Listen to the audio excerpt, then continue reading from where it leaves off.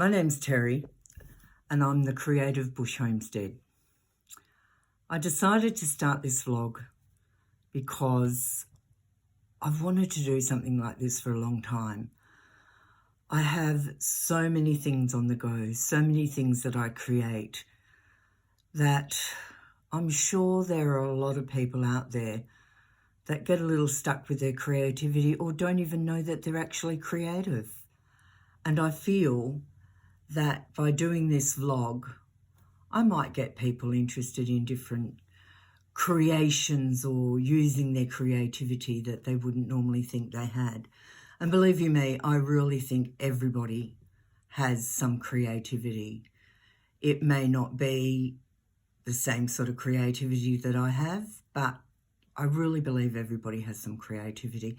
And my favourite saying is, necessity is the mother of all invention.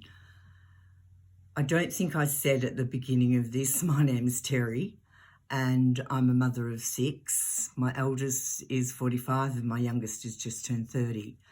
And I have 3 boys and 3 girls, but I'll talk about my personal life later on.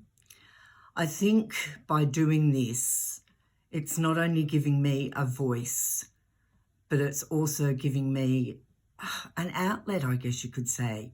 You know, we all have things that we have gained over the years of the knowledge that we have, the knowledge that's given to us. And sometimes I feel I really would like to impart that knowledge. I've had different ideas. I've done different things with my creative juices when they flow, and I don't always finish them. So I often have quite a few UFOs. I've accumulated way too many craft projects and all the tools that you need for these craft projects. And at the age of 67, I think I'm going to have to start using them or losing them. In other words, if I haven't done something for a couple of years, I think I'm going to have to cull a bit, because I don't think my daughters are going to appreciate everything that's going to be left to them and having to sort through it. I'm a pretty organised person, so it won't be that hard to, you know, pack things up and move them on to a better place or pay it forward with them. My husband, Glenn, is very creative as well. He actually built the Bush Homestead. It wasn't something that he planned to do, but as I said, necessity is the mother of all inventions, so he did end up doing it. We live in a small location about 90 kilometres north of Perth, and it's called Gingin in Western Australia. And we basically bought this block 25 years ago so that Glenn could slow down a bit and just create a more sustainable lifestyle. Not that we've had a lot of time to be sustainable in the veggie garden or whatever, just with having the 3 youngest living with us up here. You know, we've had to obviously work to pay the bills and, you know, make sure they're educated and that they're able to lead good lives when they leave the nest. So consequently, we are empty nesters now because the youngest left home at 17. Number 5, he left home at around 21. And they're all off on their own adventures. So I'll relate to those stories a little later on too. I don't really want to be a teacher. I've decided I'm not a teacher. I find that by teaching on YouTube, you spend so much time with the instructions, with the getting everything ready, with being able to, you know, be organised enough and making your time consistent for doing this. And, you know, I hate to say it, I'm not a very consistent person time-wise. I'll try to be for this particular vlog, but there's no guarantee. A little bit about myself. Okay, so like I said before, I'm a mother of 6. My husband is my second marriage. He'd had no children. I'd already had 3. and he took me on with 3 children, and hence we had 3 together.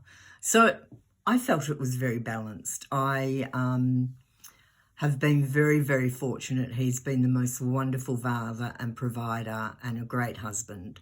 And my life could not give me any more joy than what it does at this particular moment in time. I also have a autistic disorder. I'd like to call it a gift. I had my number 5 diagnosed at the age of 11 with Asperger's, and so many pennies started dropping. It was just such a revelation, because I knew nothing about autism except for I worked for a very, very short time in a children's home for disabled children, and there was an autistic girl there that I spent a lot of time with, and that's about all I knew. I thought autism was children that couldn't speak.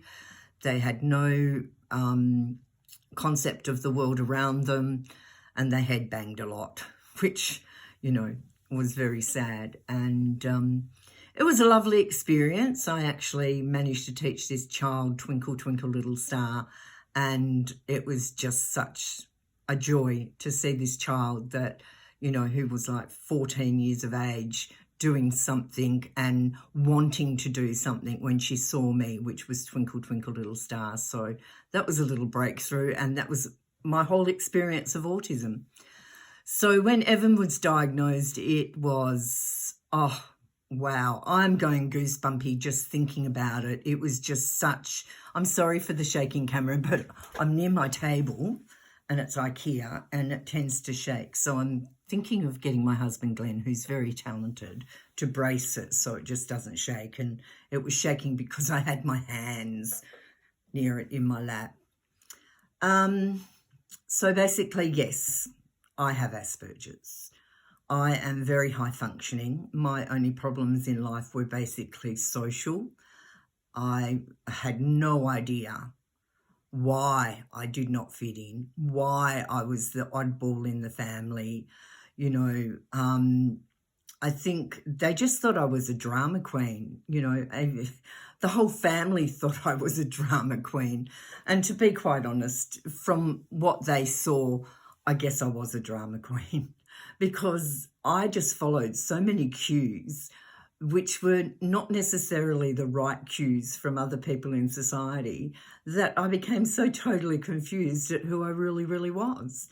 And it's taken me a long time to find out who I am. What does my life mean to me and the society that surrounds me, the people that are you know, relate to me? Or why do I not have a lot of friends? Why am I only like a one-person? Why do I not cope very well in large groups? I tend to get very silly in large groups. I think it's a little bit about control. So it basically is that if I don't feel in control of the situation, I am just so anxious and so out of sorts, I think is a better word, that I just become a mouth. I say stupid things. I just am silly. So normally I try to avoid social situations where I'm not with relatives, because it just is, it's quite scary for me. And, you know, the build up to doing these things is frightening, to say the least. But nevertheless, I live a relatively normal life. I brought up my children. I adored bringing up my children. Unfortunately, my mental health took some of that joy away, because my children saw me sometimes as a person I wouldn't like anybody to see me as. And that saddens me at times, but I can't change the past. And they're adults now, and they understand, you know, that I have this condition, and I didn't cope with life very well. I could get very depressed. I still functioned as a mum. I still, did the cleaning, did the cooking, looked after them.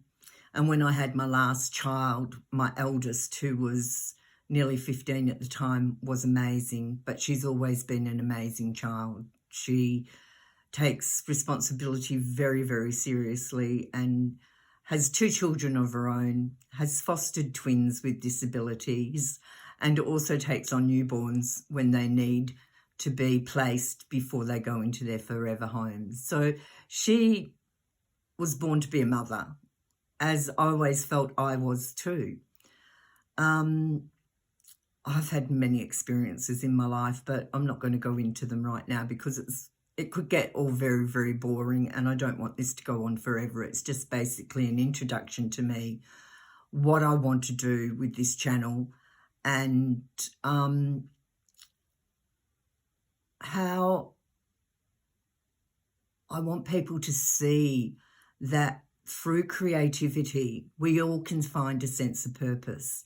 And we live in a very, very fast world.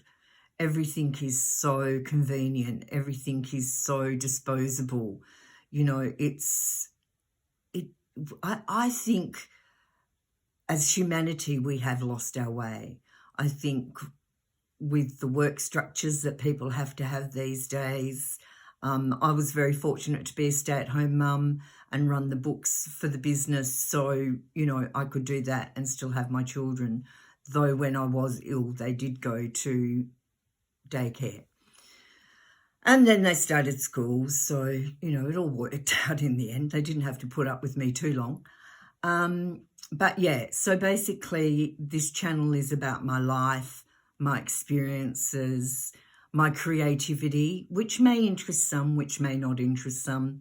You don't have to keep watching, but it would be great if I got a few likes. It might boost my confidence about myself a bit. I think we all suffer a little bit from lack of confidence when we're working and doing things that, we make and do, and we think, oh, I don't know, is this good enough to give to somebody? Or maybe I could have a small market stall and sell them. Oh, no, I don't think it's good enough. And I think by doing this, I'm hoping that I can reach out to people that perhaps lack a bit of confidence in their own creativity and just need somebody that's been through some difficult experiences to show them, hey, you can do this. You can bring some joy into your life. Use your creativity to balance yourself. It's so therapeutic to be able to take those creative ideas and turn them into something and enjoy the process while you're doing it. Well, that's about all I've got to say for this particular episode. I hope you're having a really wonderful day. I hope 2023 bring you everything you wish for, everything that's going to bring joy into your life, and sending lots of love.